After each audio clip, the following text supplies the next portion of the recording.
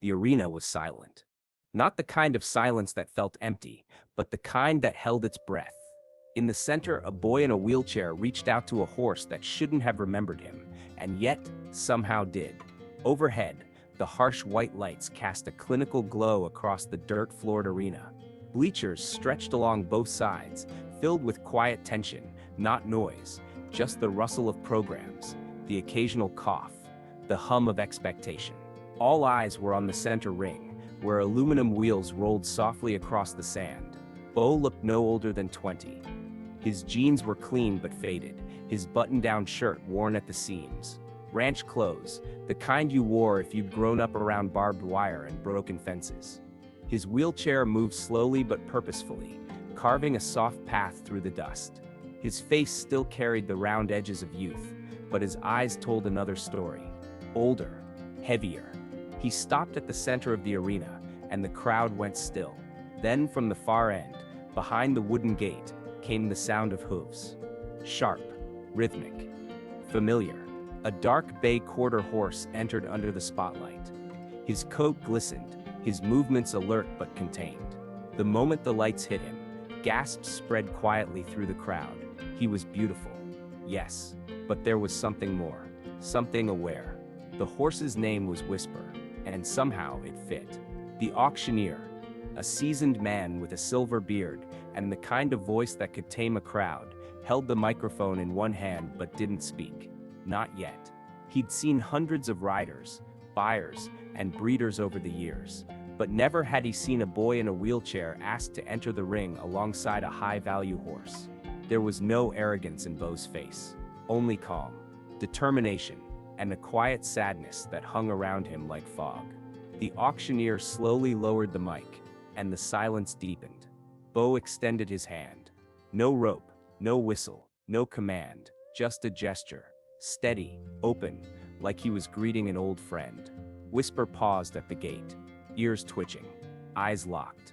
Then, with a step so careful it felt sacred, the horse moved toward him.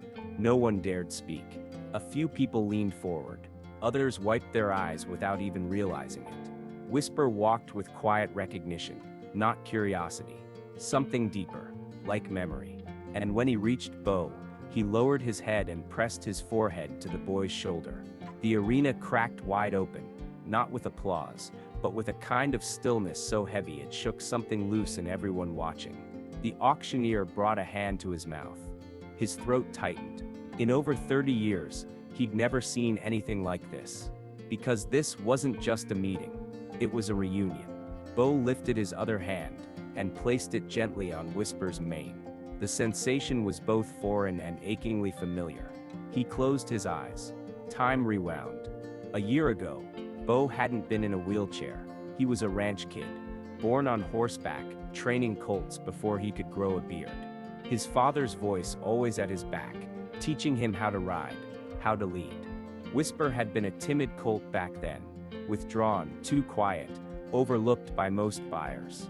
But Bo had seen something in him. A sadness that mirrored his own, and in that loneliness they built a language between them, one made not of words but of trust. Bo had been the first human Whisper ever truly let in, and Whisper had been the first horse Bo ever trained on his own. Then came the accident. A bronco gone wild. A snap, a fall, darkness. When Bo woke up in the hospital, he couldn't feel his legs. The doctors called it a miracle he'd survived. But to Bo, it felt more like a curse. The ranch fell quiet, his father spoke less, and Whisper, sensing the shift, refused to be handled. He became untouchable, wild again. Eventually someone sold him without Bo's knowledge. Gone, like everything else. Until now.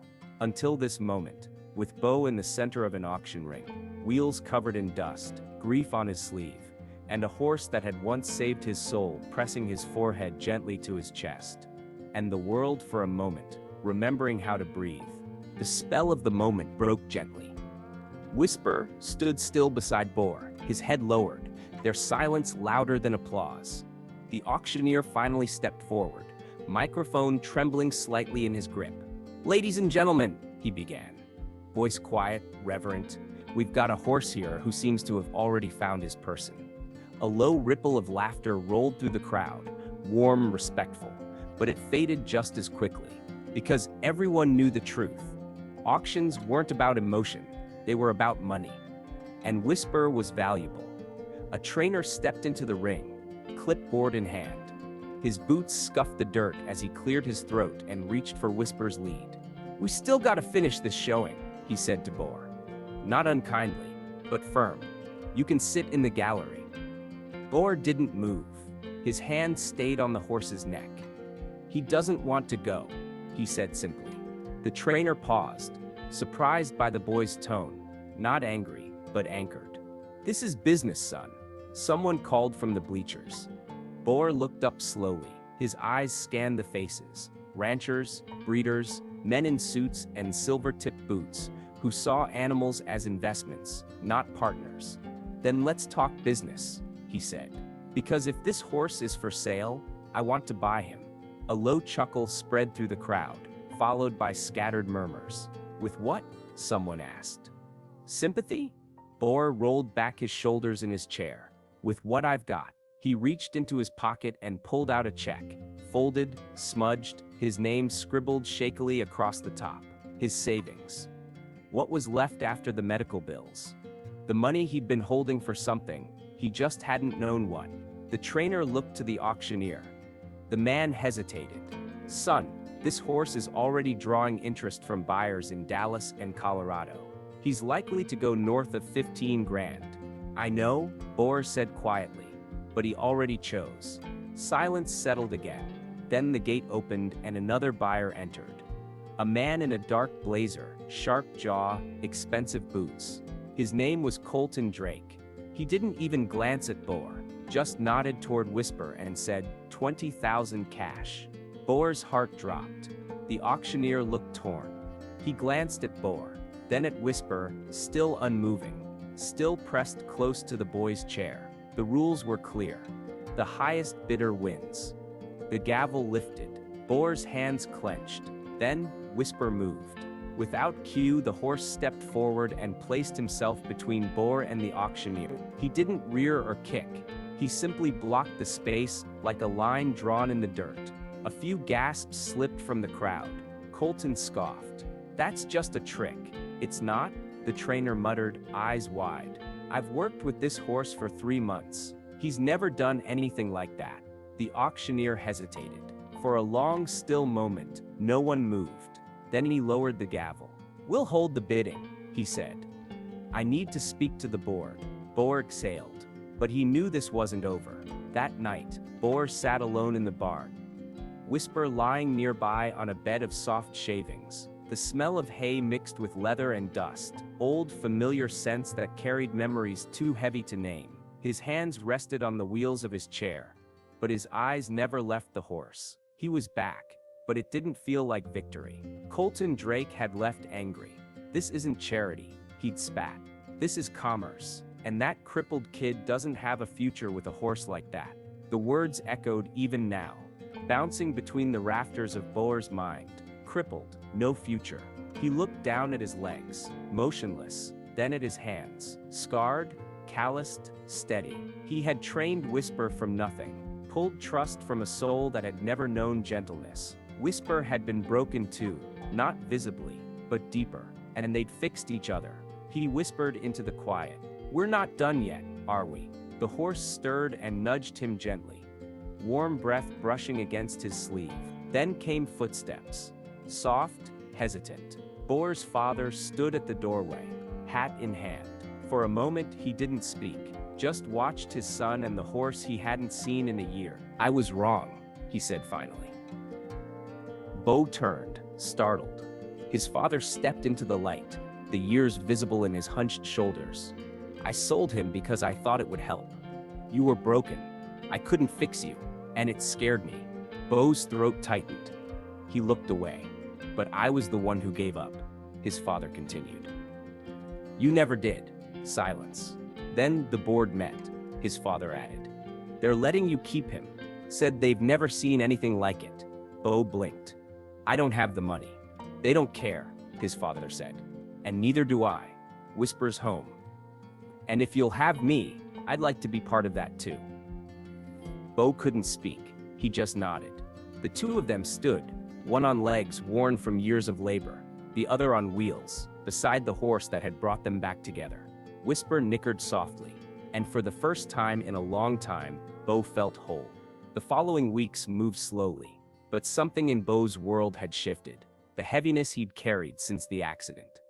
The ache of everything lost began to loosen its grip, not because he'd healed, not completely, but because something had come back, not just whisper, but purpose. Each morning began in the same way. Bo wheeled himself down to the barn, the light still gold and soft, the grass cool with dew. Whisper would be waiting, ears perked, eyes calm. The same horse who once refused to be touched now stood like a shadow beside him, loyal, present, unshakable.